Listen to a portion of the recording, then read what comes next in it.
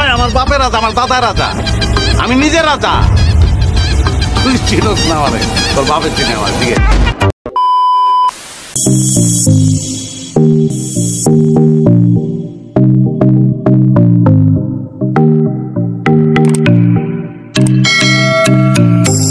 আসসালামু আলাইকুম গাইস, কেমন আছেন সবাই? আই হোপ আপনারা সবাই ভালো আছেন। তো আবারও চলে এলাম একটি নতুন ভিডিও নিয়ে।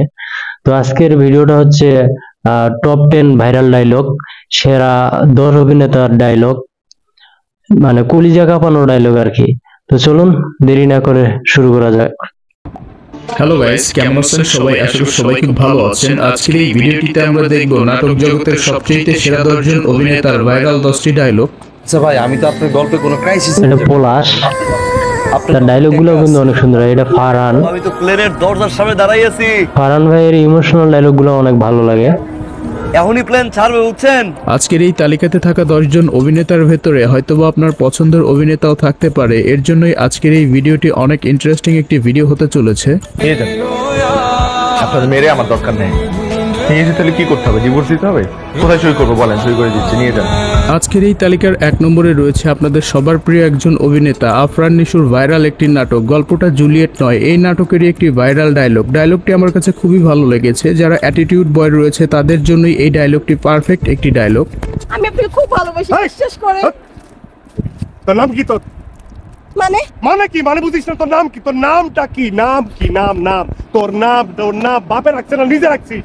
আজকের এই তালিকার 2 নম্বরে রয়েছে আরেক লিজেন্ড অভিনেতা মোশাররফ করিমের 2022 সালের সবচেয়ে সেরা এবং ভাইরাল একটি নাটক রাজা মাস্তান। এই রাজা মাস্তানের একটি ডায়লগ ব্যাপক আকার ভাইরাল হয়েছিল 2022 সালে টিকটকে।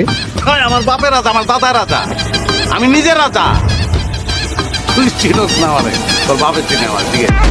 আজকের এই তালিকার 3 নম্বরে রয়েছে সিন্ডিকেট নাটকের অভিনেতা নাসিরউদ্দিন খানের সবচেয়ে সেরা এবং ভাইরাল ডায়লগ। সিন্ডিকেট নাটকের ভেতরে এই ডায়লগটি সবচেয়ে বেশি ভাইরাল হয়েছিল সোশ্যাল মিডিয়াতে।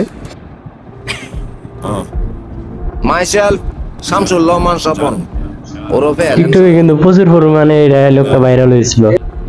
এলেন স্বপন নামে জনপ্রিয়তা পাওয়া এই ব্যক্তির নাম হয়তোবা আমার মতো অনেকেই ভেবেছেন যে এলেন স্বপন, কিন্তু না, ওনার অরিজিনাল নাম হচ্ছে নাসিরউদ্দিন খান। আজকের এই তালিকার 4 নম্বরে রয়েছে শামীম হাসান সরকারের সেরা একটি নাটক বেয়াদ্দপ। এই বেয়াদ্দপ নাটকের অস্থির লেভেলের একটি ডায়লগও ভাইরাল হয়েছিল এই কয়েকদিন আগেই টিকটকে। চলুন বন্ধুরা ডায়লগটি আমরা একবার শুনে নেই। পুরোটা ফাঁকা রাস্তা বাদ দিয়ে আমার মুখের সামনে হেঁটে যেতেছেন, এটা কি ঠিক হলো? তুই চরম। এটাও টিকটকে প্রচুর পরিমাণ ভাইরাল হয়েছে।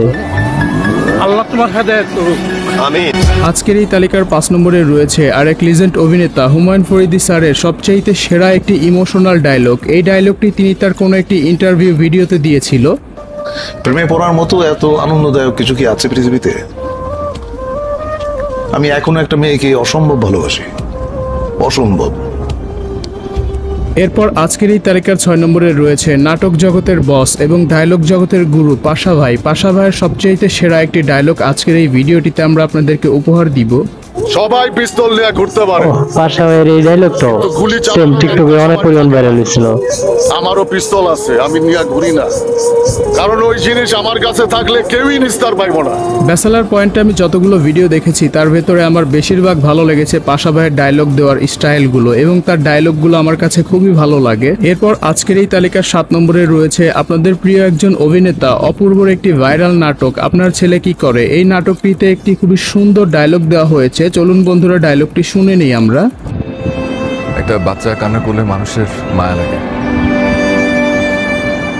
একটা বুড়া মানুষ কান্না করলে মানুষের খারাপ লাগে,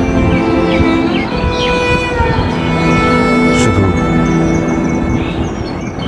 একটা বেকারের কান্নার কোনো দাম নেই।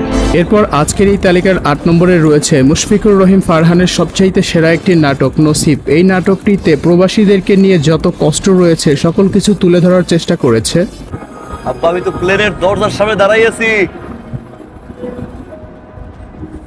এখনই প্লেন ছাড়বে, বুঝছেন? প্লেন ছাড়লে তো নেটওয়ার্ক থাকে না।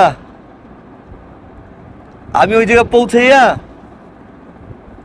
সিম কিনা একটা ব্যবস্থা করে ফোন দিব না, আমারে সালাম দিয়ে আব্বা রাখি, এখন কথা বলতে পারতেছি না। এরপর আজকের এই তালিকার 9 নম্বরে রয়েছে জোবানের সবচেয়ে সেরা একটি নাটক দিস ইজ ওয়াইফ। এই নাটকটিতে সকল ইমোশনাল ডায়লগ তুলে ধরা হয়েছে। তার ভিতরে একটা ইমোশনাল ডায়লগ এখন আমরা শুনতে চলেছি।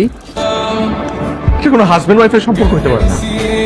ও আর আমি যে সম্পর্কের মধ্যে আছি এটা কোনো হাজবেন্ড ওয়াইফের সম্পর্ক হইতে পারে না। প্রতিদিন সকালবেলা ঘুম থেকে ওঠার পর আমি ওর জন্য নাস্তা তৈরি করি, লাঞ্চ রেডি করি, তারপর আমি অফিসে যাই, অফিসের সব কাজ শেষ করে আমি বাসায় আসি, থালা বাসন ধুয়ে খাবার রেডি করে দিই। এই নাটকটি যারা দেখেছেন তারা হয়তোবা বুঝতে পেরেছেন যে 2022 সালের সবচেয়ে বেশি ইমোশনাল নাটক ছিল এই নাটকটি। এই নাটকটি আমার কাছে খুবই ভালো লেগেছে, জানি না আপনার কাছে কতটা ভালো লেগেছে। এরপর আজকের এই তালিকার সর্বশেষ 10 নম্বরে এসে রেখেছি আপনাদের সবার প্রিয় একজন অভিনেতা, যাকে লিজেন্ড অভিনেতা বলে থাকে অনেকেই, জিয়াউল হক পলাশ। সেই জিয়াউল হক পলাশের একটি ভাইরাল ডায়লগ, আচ্ছা ভাই, আমি তো আপনার গল্পে কোনো ক্রাইসিসই খুঁজে পেলাম না ভাই।